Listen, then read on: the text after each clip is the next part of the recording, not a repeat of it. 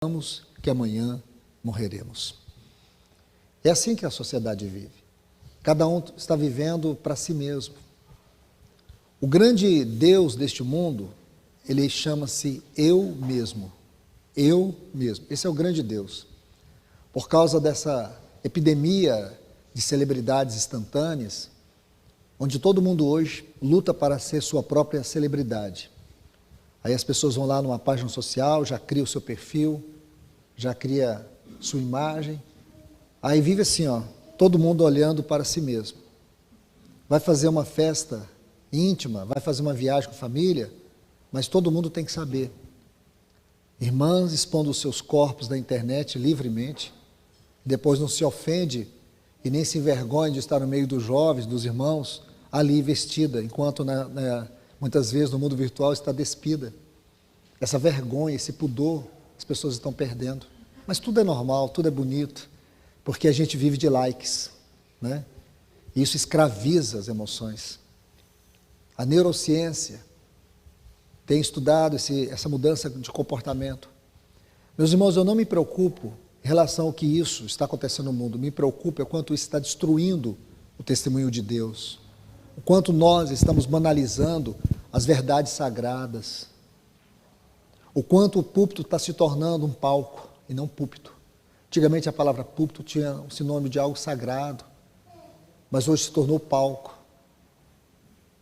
Onde o ministério profético, o ministério de mestre, não faz sentido, é orador, é coach. Essas coisas são populares, dão sucesso. Essas coisas são atraentes. A igreja está perdendo o seu brilho, o seu testemunho, a sua condição de luzeiro neste mundo. Está se tornando uma grande organização que visa unicamente o seu sucesso e não a glória de Cristo. Cristo é só o objeto. Cristo é só o meio. Não, irmãos, ele não é o meio, ele é o fim. Ele é o alfa, ele é o ômega. Ele é a origem, ele é a conclusão de tudo. O Pai não divide a glória do seu Filho com nada e nem com ninguém. E qual é o nosso chamado hoje? É um retorno. É um retorno à condição normal daquilo que é a vida da igreja. O nosso chamado hoje é viver a vida normal da igreja. O nosso dever hoje e responsabilidade é viver a vida da igreja. E é sobre isso que eu estou falando para os irmãos. Deus me concedeu a graça, juntamente com os meus companheiros, Miguel e Ricardo, para que nós pudéssemos estar esses dias aqui com os irmãos. E eu tenho orado, Senhor, eu tenho pedido ao Senhor luz, graça, para que Ele pudesse me dar condições de compartilhar uma palavra que venha ser vida aqui no meio dessas comunidades. E que não seja apenas o hoje, mas que ela possa trazer um caminho, uma luz, ser um farol, para que todos nós possamos rever algumas coisas. E por que não está dando certo? Por que está tendo tanta frieza? Olha, eu vejo esses jovens sentados aqui no louvor, espalhados no meio dos irmãos. Meu coração se quebranta, irmãos. Porque existem jovens que, com toda dificuldade, eles querem o Senhor. Com toda a dificuldade que eles estão enfrentando aí no mundo, eles querem o Senhor. Eles estão dizendo para nós isso. E o que a igreja vai fazer? Porque se nós, irmãos, não buscarmos viver essa vida séria da igreja, sabe o que vai acontecer, irmãos? O mundo vai arrebatar o coração deles. E sabe de quem é a culpa? É nossa. E por quê, irmãos? Porque nós não correspondemos à nossa vocação celestial. Eu tenho dito, e ontem ainda falei para o irmão, que muitas vezes certas comunidades fazem mais mal para os nossos jovens do que os traficantes que vivem vendendo droga nas ruas. Sabe por quê? Porque elas se omitem, porque elas não se entregam, não se dedicam ao pastoreamento, ao ministério da palavra. Elas não reconhecem o que é o verdadeiro sentido da igreja. Elas não reconhecem o seu papel dentro de uma sociedade degradada. Isso está lá em Filipenses 2,15.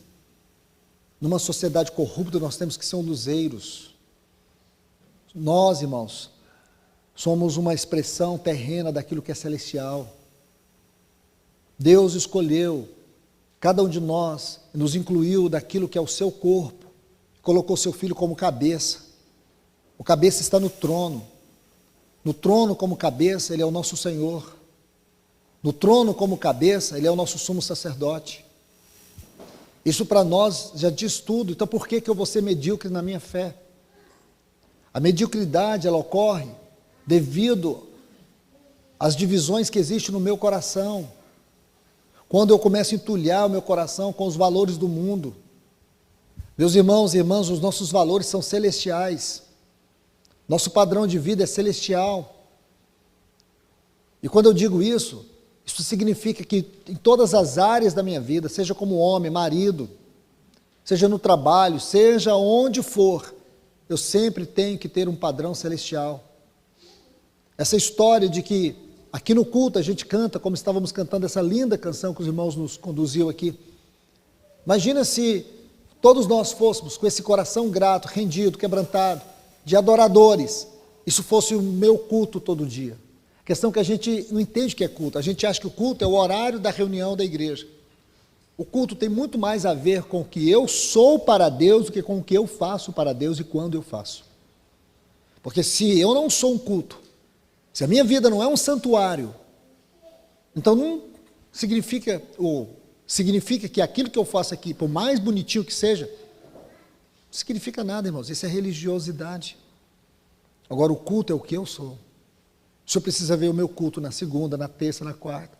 Então não é aquilo que acontece entre os domingos, ou não é aquilo que acontece nos domingos, é aquilo que acontece entre os domingos. Então no momento que nós estamos na mesa do Senhor, só vai refletir aquilo que eu sou entre os domingos, um culto. Isso precisa mudar, irmãos. O Senhor está vindo, Ele está às portas, eu afirmo isso para vocês. Goste você, não goste você, queira você, não queira você, Ele está voltando. E Ele vai voltar para uma igreja que o ama de verdade. Uma igreja que o busca de verdade. Ele está voltando para a sua noiva. Então, que nós tenhamos os nossos olhos abertos, nossos ouvidos abertos. Vamos escutar o Senhor nesta hora. Meus irmãos, que a partir dessa segunda-feira, e não é porque eu estive aqui, nós viemos aqui, não é porque estivemos aqui, eu vou continuar a minha história e vocês vão continuar a de vocês. Mas o que é que o Senhor vai prosseguir a partir daqui em nossas vidas? Nós tivemos uma reunião sábado à tarde, o que essa reunião vai produzir ou produziu?